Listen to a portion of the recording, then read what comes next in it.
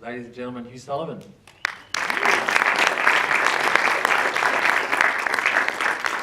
So we have about 30 minutes. I'm obviously going to talk with Hugh, but if you feel like popping in a question at any time, just stick your hand up in the air. We do have a microphone down here, and just give us a moment to get it up to you.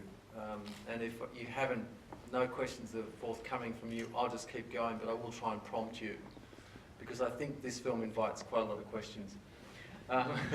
For me, I really want to know, I mean, there are a lot of things I want to know, but from a personal point of view, did this begin with obsession or the idea of time travel? Let's get straight into it. Sorry. No, I think it was sort of a number of things coming together at once, and I should probably talk a little bit about the initiative that it was part of as well, because that was also, you know, one of the things that informed its development. Film Lab. So the South Australian Film Corporation, it ran this initiative where it fully financed a number of low-budget feature films, and they didn't require distribution or a sales agent or anything on board. They would just give you, some money to make a film. So I knew that we were working with quite a low budget, and therefore set myself certain, constraints in terms of number of characters and locations and those sorts of things. So time travel seemed like a good story to tell at that budget. I know, most time travel films are often a much bigger budget, but I thought Steven Spielberg would disagree pretty quickly. Yeah. So I mean, it seemed like a good challenge as well, but also something that it was a good way of taking very few ingredients and multiplying them, because once people avail themselves of time travel, then they quite literally multiplying in their numbers. So it made what was a cast of 3 feel like a larger cast without having to pay more people. So there were those practical considerations, but then there were the thematic concerns that have just plagued me. It again, time travel just seemed like a really just a good metaphor for the various you could call them flaws in Dean's character, idiosyncrasies, just issues. But are they, I kind of watched the film and I think, yeah, they're kind of everyday issues. They are. And you found a really kind of spectacular and very clever way to take everyday issues of relationship obsession and turn and kind of really peel them away in a very satisfying way. Was that the idea that you went into the film lab with? The idea of that kind of relationship obsession? Yeah, certainly, and ideas of regret and a person turn more towards the past than the future and these sorts of things. But they also developed over time. The project changed quite a bit over time, and I guess that those ideas just became more refined in some way and just better expressed, hopefully. So we were talking before this, and you said that you actually had about 2.5 years of development, 2 to 2.5 years of development. I think, yeah, it was about, the development was about 2 years, and then all up, I think the project was about 2.5 to almost 3 years, maybe 2 3/4 years or something, from beginning to end. Beginning to end. That was, the edit and everything. So the vast majority of that time was spent with the script, because it seemed like that's the period in filmmaking where you're not, hemorrhaging money. So it was like, okay, it's not going to cost us for me just to sit in a room by myself. It'll cost me in some ways, but it wouldn't really impact on the budget. I could take the time, get the script right, and then hopefully that would just help us, later on. So what was that? Do you want to have a drink? Yeah. What was that, let's say, 2-year process like of sitting, I suspect, substantially alone, working with this script? I mean, did it change radically from the moment that you started to the moment that you had something that you knew you could shoot? It did. It changed significantly, and it was largely me alone in a room, and it just felt like the right kind of project to be doing that. but it was also, I worked very closely with the producers, Sandy Cameron and Kate Crozer, you know, and they, you know, their fingerprints are kind of all over the film as well. And we had Stephen Cleary was part of the film lab development thing as well. So, you know, there was certainly like input. I would have gone insane, I think, if I didn't have those voices. But yeah, it was just, you know, given the nature of the script, it was, you know, you change one thing and then suddenly everything else has to change. So it was a kind of, I think that's what contributed to the length of the development period, I would say. Just those, you know, I think in any script it's just a given, I think, you know, from an audience's perspective, that there's a logic to it and that the thing will hopefully just make sense, and yet that actually took a great deal of time with something like this, just ensuring that there was a certain logic to it. It took a lot longer than, you know, it would normally be the case, I guess. So. But where did you want the logic to lie? Well, in every area. I mean, you know, I wanted, it had to, like the time travel mechanics kind of had to add up, because I knew people would be looking at that, and you don't want that to be the focus of the film, because that's kind of dull, you know, to a lot of people, and it became kind of dull to me in the writing as well. It became clear that that wasn't really where my interests were. You know, as appealing as it was to begin with, it's not much fun to write. It's just more annoying than anything. But so in that sense, it was the you know, the logic, like the emotional logic, if that makes sense. But ensuring that there was that the characters weren't just doing what the sort of mechanics required of them. That there was a sort of you know, emotional through line, I guess, that kind of would be followed by an audience. Yeah. I think it would be fair to say that it would be any filmmaker's dream, including any producer's dream, to not have to have a distributor on board and to not have to have a sales agent. Did that trickle down into you as the writer-director as well? Did that kind of liberate you? I think so. To be honest, I've never experienced anything else, so I didn't have anything to compare it to. But you know, it was great.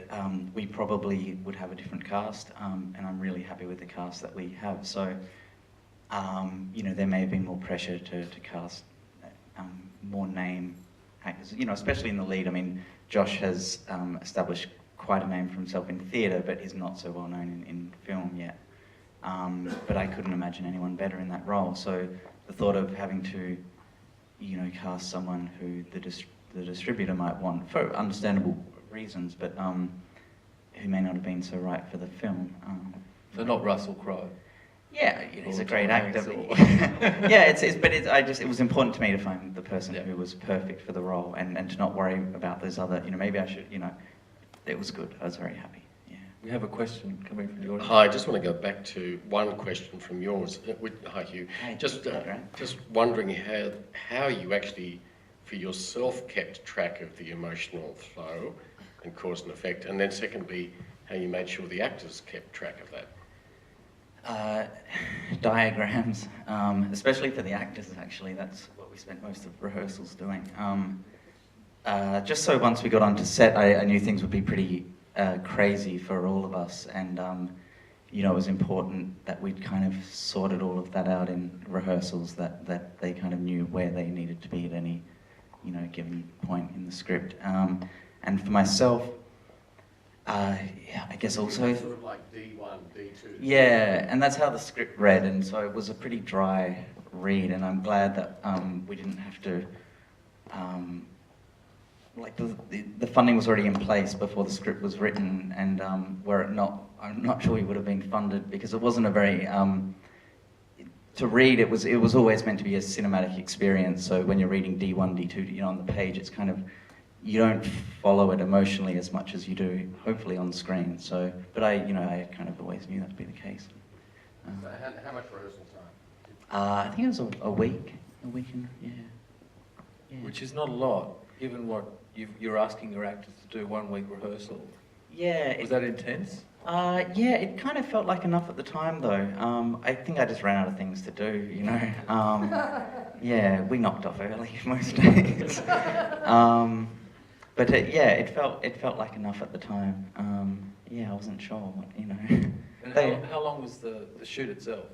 5 weeks. We were shooting 6-day weeks. I think it's about 29 days in the end. Yeah. And was continuity a nightmare? It was challenging. Benedict Paxton Crick, the script supervisor, just really knew his stuff, so that was very helpful. Yeah, but it was, I think he loved it. Yeah.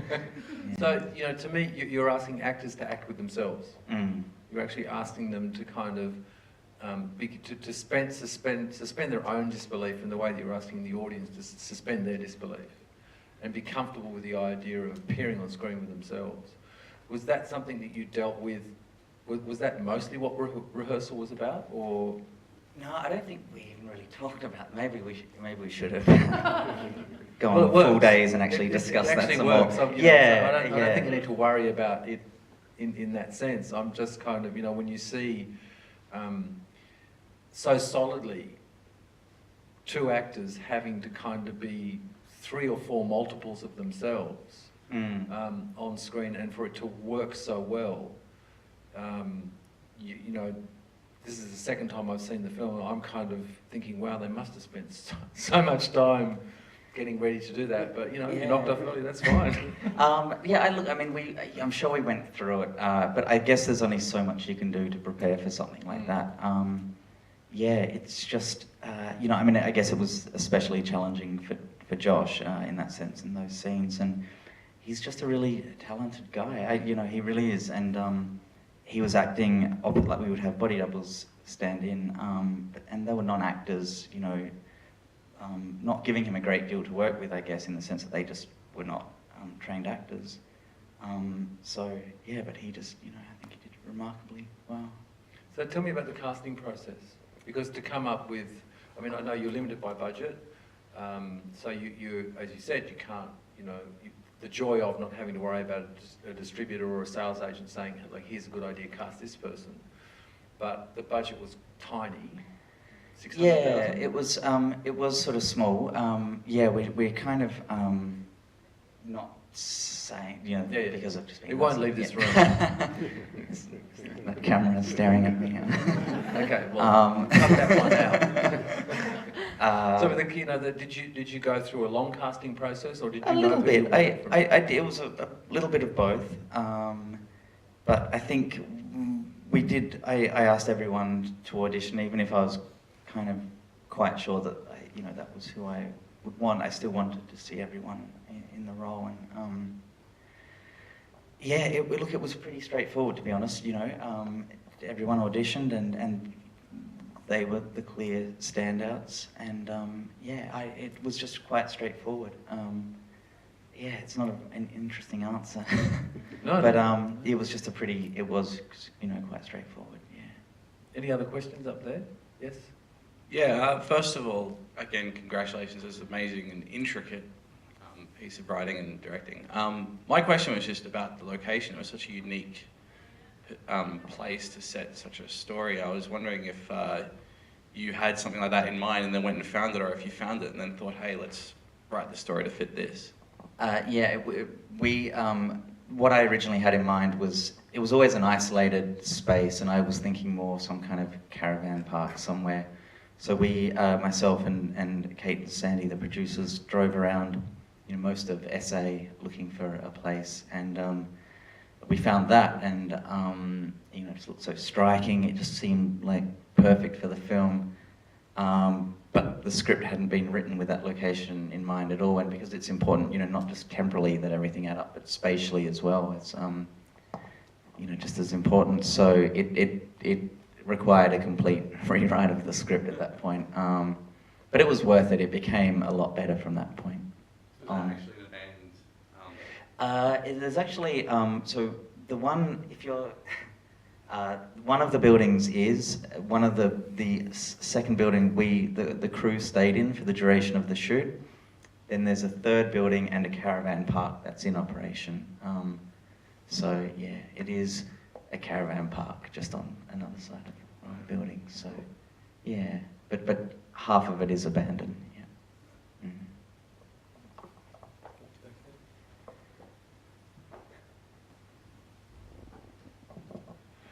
Given that it's taken you so long in the writing process and things like that, and I mean, congratulations again. This would have done my head in to try and figure out how to plot it and things like that. But there's been quite a few films this year, Edge of Tomorrow and Predestination, which is sort of similar in this time loop, love story sort of structure. What do you think that is, and do you think that's something in the collective conscious that's popped out at the moment, or?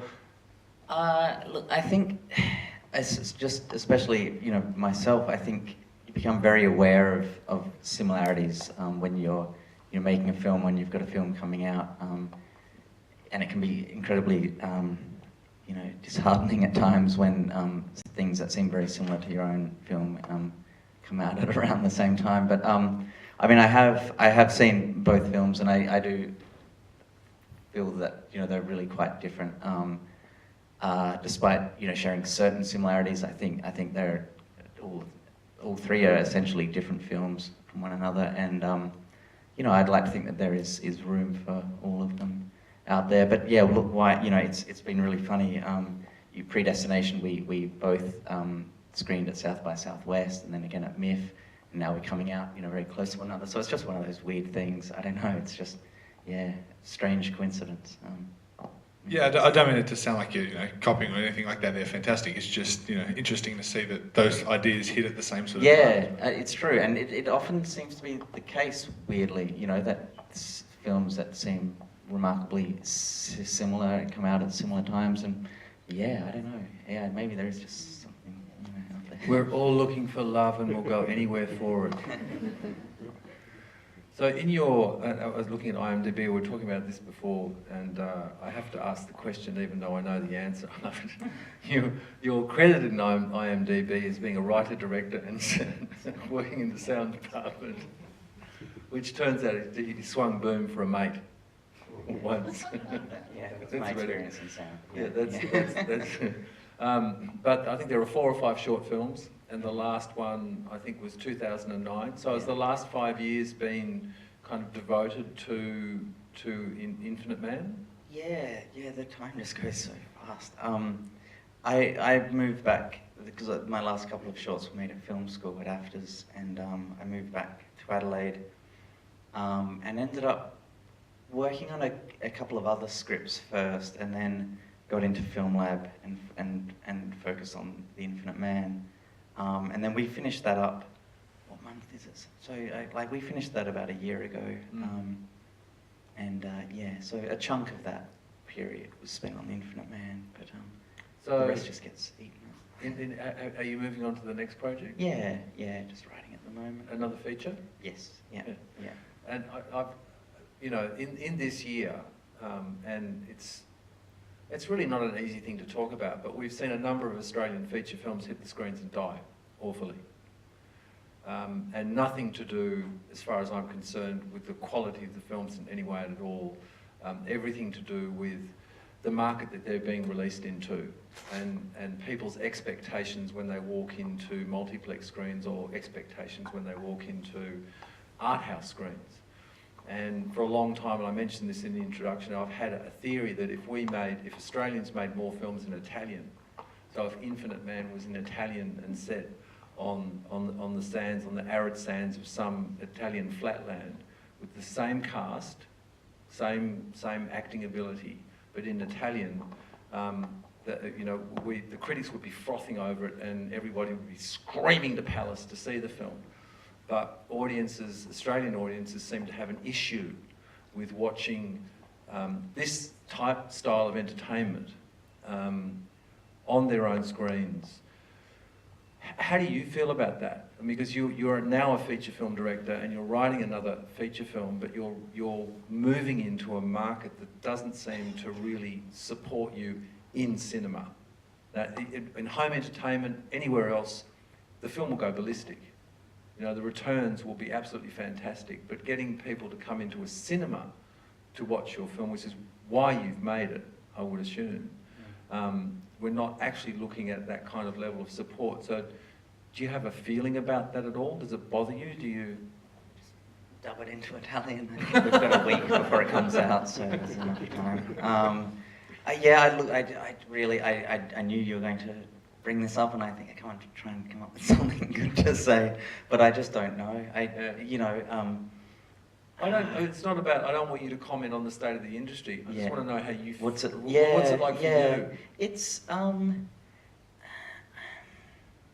I guess we had realistic expectations with what sort of film we were making, and that it was a small film, and how many screens we might get it onto, and all of that. But even then, it's still tough.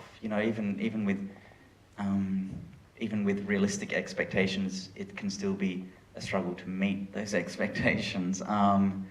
So I don't know. And you're self-distributing, so.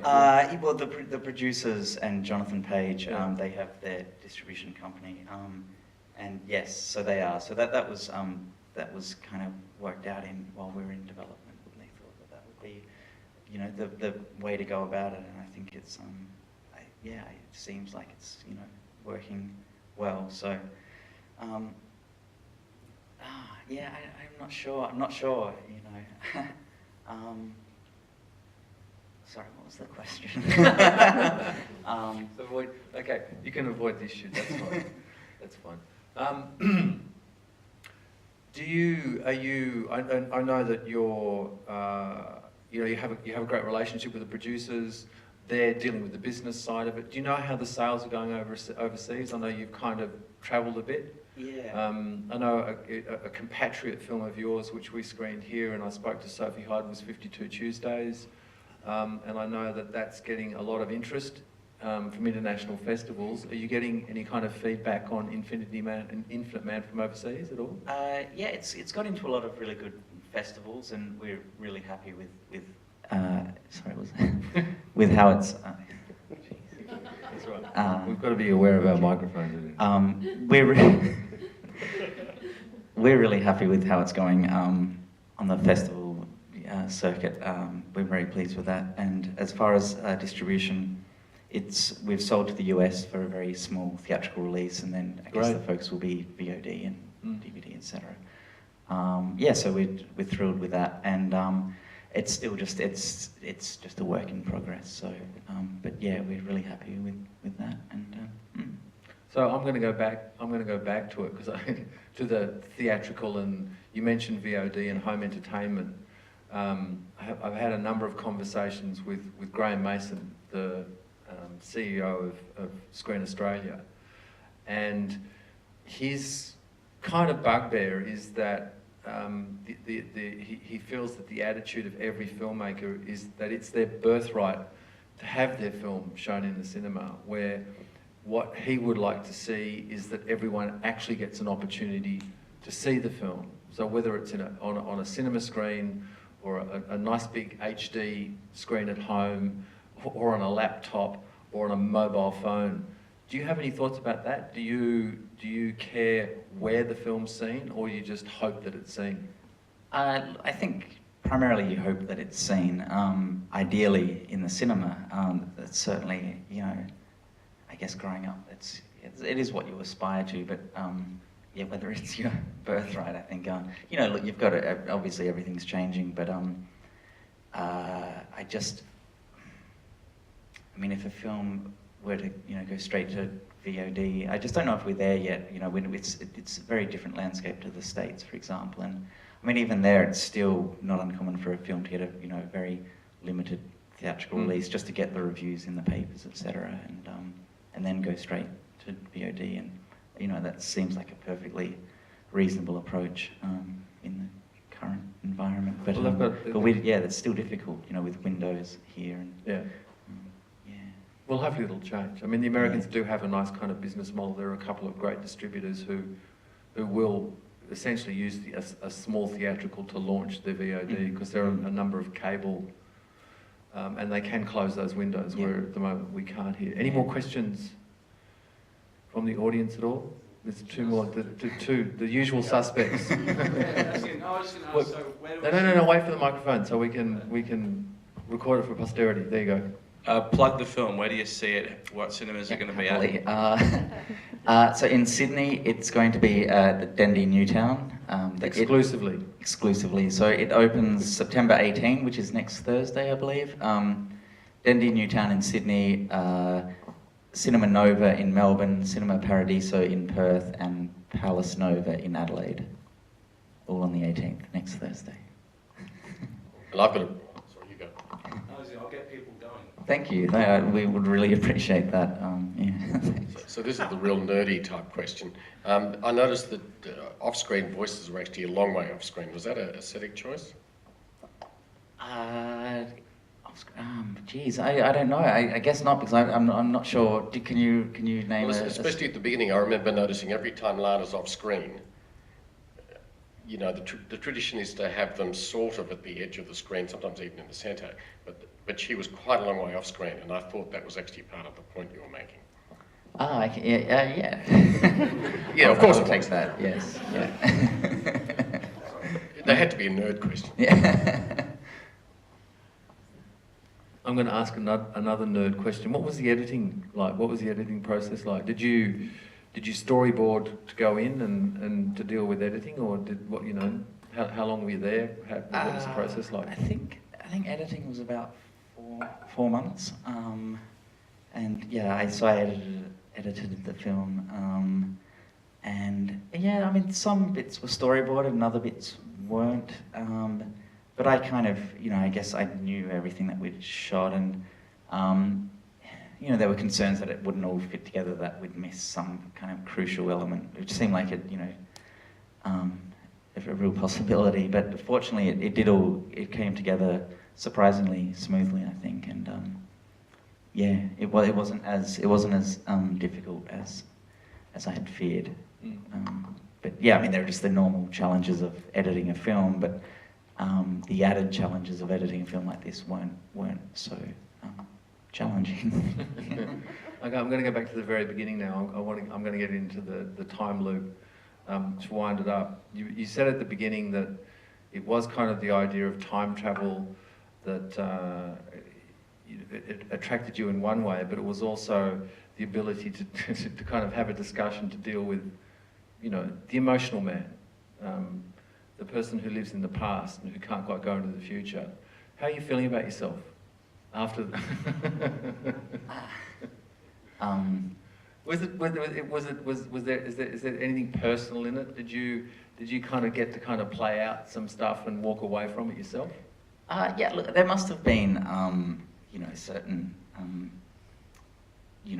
insecurities that fueled the writing. I think they've been replaced by a whole number of fresh insecurities. But at the time, yes, I'm sure, but they're exaggerated for comic and dramatic effect. So, I can't say that is me up on screen. I'm not sure I'd want to, but yeah, I mean, you've got to put, yourself in there to some extent. So, yeah, I certainly don't possess Dean's more controlling tendencies, but so there's some things of me and some things of people I know and others that just sort of, it was a character. It's not no one person, and it's certainly not me in that sense. It's just a character.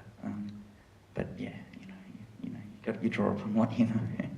Did you write it as drama with great comedy or comedy with great drama? I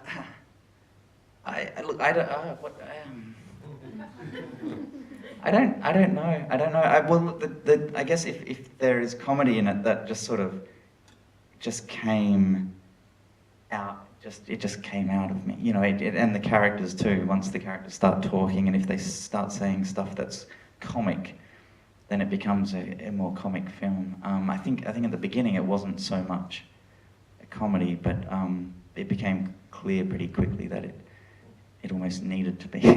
There's some, there's something inherently ridiculous about what's going on, and you've got to,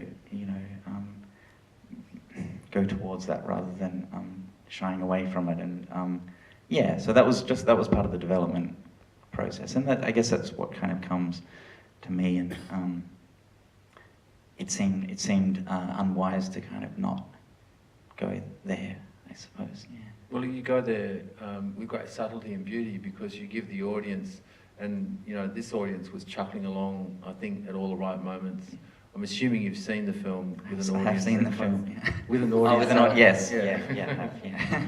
So you know you can be comfortable with where the laughter occurs, and one of the great pleasures of a film like this is that you actually do have an opportunity at the right moment to feel like you're laughing at yourself and your own insecurities, and to be comfortable at laughing at moments which are really actually deeply moving. And that's a really nice balance to have achieved. So I congratulate you on that. Thank you. Thanks. Perhaps you didn't want me to elaborate. No. I was actually just trying to wind up and listen. Yeah, no, that's good. We'll wind it up. Are there any more questions from the audience? Up the back there, yeah. Just one question. If time travel was possible and you're allowed to repeat 1 year of your life, what year would that be and why? We're so close to wrapping up. I don't know. The one before he was born. Yeah. I'm sorry, I wish I had a great answer to that, but I just find that's hard. I'm sure there's a good year in there somewhere. We have another question over here, yeah. Just I noticed with the SAFC and Screen Australia involvement, you have to be accountable to them, or were they very hands-on or involved as far as audience screenings, things like that?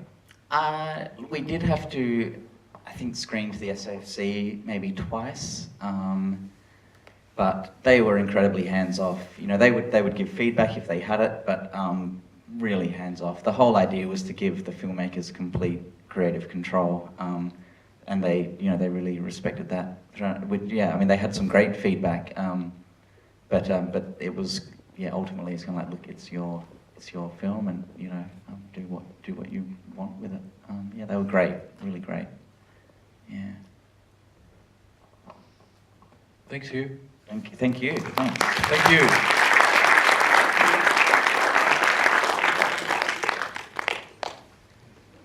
I think we now will repair to the bar for another drink.